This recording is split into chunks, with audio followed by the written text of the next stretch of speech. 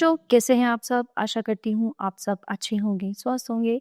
स्वागत है आपका इस कक्षा में। आइए आज हम पढ़ते हैं हिंदी व्याकरण का पाठ 9 सर्वनाम। निम्नलिखित वाक्यों को ध्यान से पढ़िए।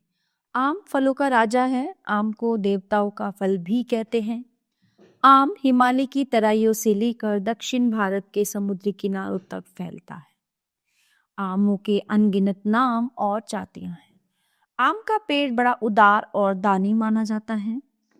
उपयुक्त गद्यांश व्याकरण की दृष्टि से अशुद्ध न होते हुए भी सहज प्रतीत नहीं होता।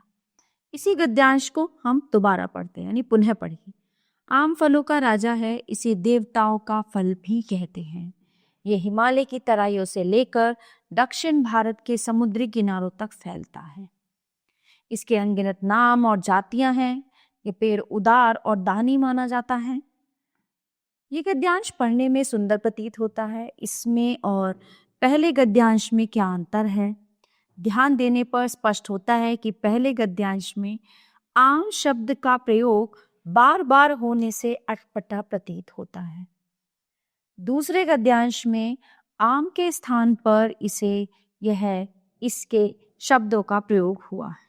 ये शब्द आम के स्थान पर प्रयुक्त हुए हैं। इन्हें व्याकरण में सर्वनाम कहा जाता है।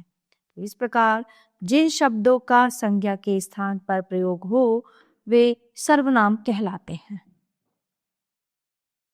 सर्वनाम के भेद। हिंदी में सर्वनाम 6 प्रकार के होते हैं। पुरुषवाचक सर्वनाम। पिताजी ने बच्चों से कहा, मैं आज तुम्हें बाजार घुमाने ले जाऊंगा। तुम सब जल्दी से तैयार हो जाओ। जो तैयार नहीं होगा उसे छोड़ जाएंगे। उपयुक्त वाक्यों में मैं का प्रयोग वक्ता ने अपने लिए, तुम्हें और तुम श्रोता अर्थात बच्चों के लिए और उसे अन्य व्यक्ति के लिए प्रयुक्त किया है। अतः ये सभी पुरुषवाचक सर्वनाम हैं। इस प्रकार जो सर्वनाम शब्द वक्ता मतलब बोलने या कहने वाले, श्रोता सुनने वाले या अन्य जिसके विषय में कहा जाए उसका बोध कराते हैं, उन्हें पुरुषवाचक सर्वनाम कहते हैं। पुरुषवाचक सर्वनाम के 3 प्रकार होते हैं। पुरुषवाचक सर्वनाम 3 प्रकार के होते हैं: उत्तम पुरुषवाचक, मध्यम पुरुषवाचक और अन्य पुरुषवाचक। सबसे पहले हम बात करेंगे उत्तम पुरुषवाचक सर्वनाम की। मैंने खा लिया है, मुझे कुछ मत कहो, अब हमें चलना चाहिए, हमारा क्या, हम कहीं भी रह लेंगे। ठीक है। इन वाक्यों में मैंने, हमें, हमारा, हम, मुझे तथा मैं उत्तम पुरुषवाचक सर्वनाम हैं, क्योंकि इन सभी शब्दों का प्रयोग वक्ता ने अपने लिए किया है।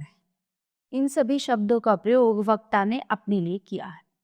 जिन सर्वनाम शब्दों का प्रयोग वक्ता या लेखक अपने लिए करता है उन्हें उत्तम पुरुषवाचक सर्वनाम कहते हैं।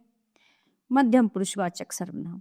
तुम बहुत बोलते हो, तुझे क्या चाहिए? आपने गुरुजी को बहुत सम्मान दिया, आप कब आए? इन वाक्यों में तुम, तुझे, आप तथा आपने मध्यम पुरुषवाचक सर्वनाम हैं। इन सभी शब्दों का प्रयोग वक्ता ने सामने उपस्थित व्यक्ति के लिए किया है। तो इस प्रकार जिन सर्वनाम शब्दों का प्रयोग वक्ता श्रोता के लिए करता है उन्हें मध्यम पुरुषवाचक सर्वनाम कहते हैं। मध्यम पुरुष में आपका प्रयोग आदर देने के लिए होता है, जैसे आइए आप हमारी गाड़ी में बैठिए। सम्मान देने योग्य अन्य पुरुष के लिए भी आपका प्रयोग होता है, जैसे आइए आप हमारी गाड़ी में बैठिए। गांधी जी के लिए आपको हमारा शत शत प्रणाम है, भारत सदैव आपका ऋणी रहेगा। अन्य पुरुषवाचक सर्वनाम। उन्हें यहाँ बुला लो, वह लिख रही है, वे लोग दिल्ली जा रहे हैं। इन वाक्यों में उन्हें, वह, वे शब्द अन्य पुरुषवाचक सर्वनाम हैं।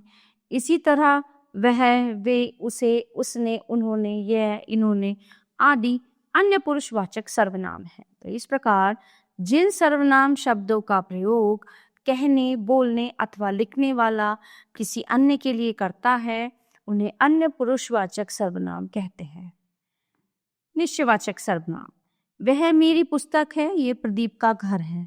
इन वाक्यों में वह, यह शब्द क्रमशः पुस्तक व घर की ओर निश्चित रूप से संकेत कर रहे हैं, अतः ये निश्चयवाचक सर्वनाम है। तो इस प्रकार जिन सर्वनामों से समीपवर्ती या दूरवर्ती व्यक्तियों, प्राणियों या वस्तुओं आदि का बोध हो वे निश्चयवाचक सर्वनाम कहलाते हैं। समीपवर्ती के लिए यह, ये तथा दूरवर्ती के लिए वह, वे आते हैं। यह, ये, वह, वे सर्वनाम संकेतवाचक भी कहलाते हैं। अनिश्चयवाचक सर्वनाम, पानी में कुछ गिर गया, मां लगता है बाहर कोई खड़ा है। इन वाक्यों में कुछ और अनिश्चयवाचक सर्वनाम हैं क्योंकि इनसे किसी निश्चित स्थान या वस्तु का बोध नहीं हो रहा है। इस प्रकार जिन सर्वनाम शब्दों से किसी निश्चित व्यक्ति, प्राणी या वस्तु का बोध ना हो उन्हें अनिश्चयवाचक सर्वनाम कहते हैं। अनिश्चय की स्थिति में कोई सर्वनाम प्राणी के लिए व कुछ सर्वनाम वस्तु के लिए आता है, जैसे कोई दरवाजे पर है, कोई प्राणी व्यक्ति के लिए। दाल में कुछ पड़ा है, कुछ वस्तु के लिए। संबंधवाचक सर्वनाम, जिसने तुम्हें डूबने से बचाया उसे राष्ट्रीय पुरस्कार मिलेगा। जो पढ़ेगा वो विद्वान बनेगा, जैसा बोओगे वैसा काटोगे।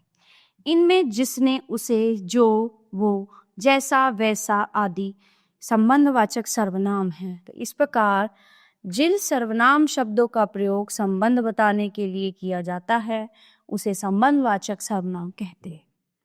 प्रश्नवाचक सर्वनाम, कौन आया था, कल आगरा कौन जाएगा, डिब्बे में क्या रखा है, वह क्या लाई। इन वाक्यों में कौन तथा क्या शब्दों से प्रश्नों का बोध हो रहा है, अतः ये प्रश्नवाचक सर्वनाम है। तो इस प्रकार जिन सर्वनाम शब्दों का प्रयोग प्रश्न पूछने के लिए किया जाता है उन्हें प्रश्नवाचक सर्वनाम कहा जाता है। प्राणीवाचक संज्ञाओं के लिए कौन, किसने, किसे सर्वनामों का प्रयोग किया जाता है। अप्राणीवाचक संज्ञाओं के लिए क्या का प्रयोग होता है। निजवाचक सर्वनाम, मैं स्वयं पत्र लिख लूंगा, तुम अपने आप सामान उठा लो, अपना काम स्वयं करो, मैं आप चला जाऊंगा। इन वाक्यों में स्वयं, अपने आप, अपने लिए प्रयुक्त होने के कारण निजवाचक सर्वनाम हैं। इस प्रकार जो सर्वनाम शब्द कर्ता अपने लिए, स्वयं, खुद, अपने आप प्रयोग करता है निजवाचक सर्वनाम कहलाता है। आप सर्वनाम के प्रयोग विभिन्न रूपों में निजवाचक सर्वनाम, स्वयं के लिए प्रयुक्त होने वाले सर्वनाम जैसे मैं अपना बोझ आप स्वयं उठाता हूँ। आप गाड़ी मत भेजिए, मैं आप यानी कि स्वयं खुद आ जाऊंगा। आपका प्रयोग आदरार्थक रूप में, आपका शुभ नाम क्या है आदरार्थक मध्यम पुरुष के रूप में, आपका प्रयोग निजवाचक रूप में, मैं आप ही पहुंच जाऊंगा निजवाचक उत्तम पुरुष के रूप में। पुरुष वचन तथा कारकों के अनुसार सर्वनामों में भी रूपांतर हो जाता है। तो प्यारे बच्चों, ये था हमारा पाठ सर्वनाम जो यहीं पे समाप्त होता है। आशा करती हूँ आपको अच्छे से समझ आया होगा। मिलते हैं अगली कक्षा में। धन्यवाद।